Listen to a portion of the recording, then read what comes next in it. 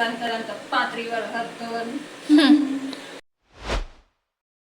YouTube family કેમ છો? જય માતાજી, જય મહાદેવ, હર હર મહાદેવ. તો આજના નવા વિડીયોમાં તમારા બધાનું હાર્દિક સ્વાગત છે. મહાદેવ બધાને ખુશ રાખે, મહાદેવને દિલથી પ્રાર્થના. અને આજે આપણે નાસ્તામાં બનાવવાનું છે આલુ દહીં વડા. તો ચાલો બધા નાસ્તા કરવા ભાવે તો પ્લીઝ વિડીયોને લાઈક શેર સબસ્ક્રાઇબ કરી દેજો. અને હવે ફટાફટ આપણે બટેટાને ખોલી નાખીએ. બટેટા બાફેલા જ છે. મમ્મી મસ્તીના બટેકા ફોલવા માંડ્યા છે. ચાલો પેલા બટેટા ફટાફટ ખોલી નાખીએ અને પછી એનો મસાલો કરી વડા બનાવીએ અને પછી મસ્તીનો નાસ્તો કરવા બેસી જાવ. હાલો બધા નાસ્તો કરવા. પેલા બટેકા ફોલો. હાલો બધા પેલા બટેટા ફોલાવા. આપડા ફોલાઈ ગયા છે અને મમ્મી મસ્તીનો ચૂંદો કરવા માંડ્યા છે. ચૂંદો. હાલો બધા બટેટાનો ચૂંદો કરવા. આપણે તો આજ જિંદાબાદ.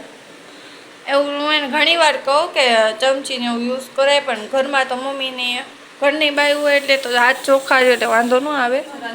35 વાર હાથ ધોવાનું.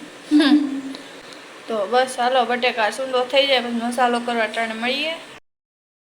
તો હાલો જો સરસ આપણો બટેટાનો ચૂંદો થઈ ગયો છે ને હવે આપણે એમાં નાખી દઈએ છે જેવી હળદર અને તીખાશ માટે છે જેવું સ્વાદ પ્રમાણે લાલ મરચું, ધાણા જીરું અને સેજ એવી આપણે નાખી દઈશું કોથમરી.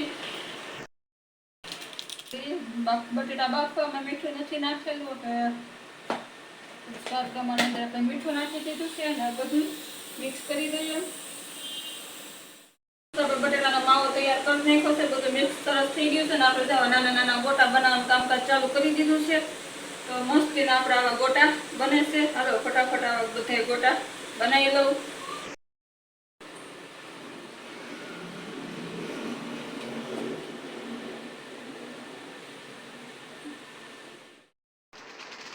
કેમ ફરાળી? ફરાળી દહીં વડા બની જાય ને આ જો મસ્તીના આપણે છે ને બટેટાના વડા બનાવી નાખ્યા છે. હવે આપણે આમાં રગદોળીને તળવાના છે. મસ્તીનું તેલ મૂકી દીધું છે.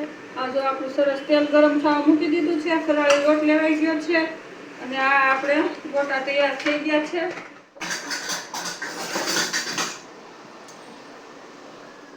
સરસ બનાવી નાખ્યા છે. હવે આને આપણે છે ને આમાં આવી રીતે લોટમાં ફરાળી લોટમાં રગદોળવાના છે. ફરાળી લોટમાં સરસથી રગદોળી નાખશું અને પછી આપણે એને તેલમાં નવરાવી દઈશું. એટલે આજે આપણે ફરાળી દહીં વડા તૈયાર.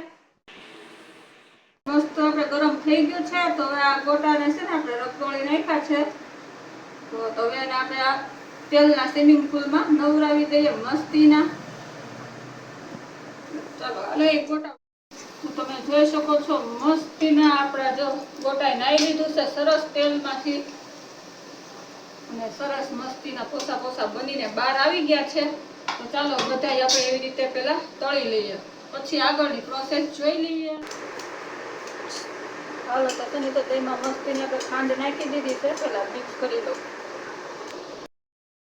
તો આપણે વડા ડીશમાં લઈ લીધા છે. હવે વડા ઉપર આપણે દહીં નાખી દઈશું.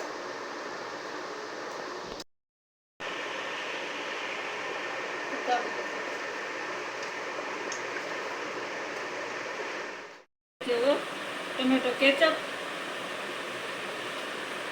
અને આ આપણે ફરાળ રીતે ખાઈએ છીએ. ફરાળમાં છે એટલે સેવ ને કાંદા ને એવું નથી નાખ્યું. બાકી આમાં ઉપરથી સેવ છે, કાંદા છે, લીલા મરચાં છે, આદુ લસણની ચટણી છે, આંબલીની ચટણી છે, નાખી શકો છો પણ આપણે કાંઈ નાખ્યું નથી. તો ઉપરથી જો આપણે ધાણા નાખી દીધા છે. એટલે આપણા છે ને ફરાળી દહીં વડા તૈયાર છે. એટલે તમને જેમ ભાવે એમ બનાવજો. ચાલો તમને તોડીને બતાવું એક. ચાલો બધા નાસ્તો કરવા. તો બસ આજ માટે એટલું હતું. જય માતાજી, જય મહાદેવ, હર હર મહાદેવ. કાલે ફરી મળીશું નવા વિડીયોમાં નવી આઈટમ સાથે. તો ત્યાં સુધી બાય બાય.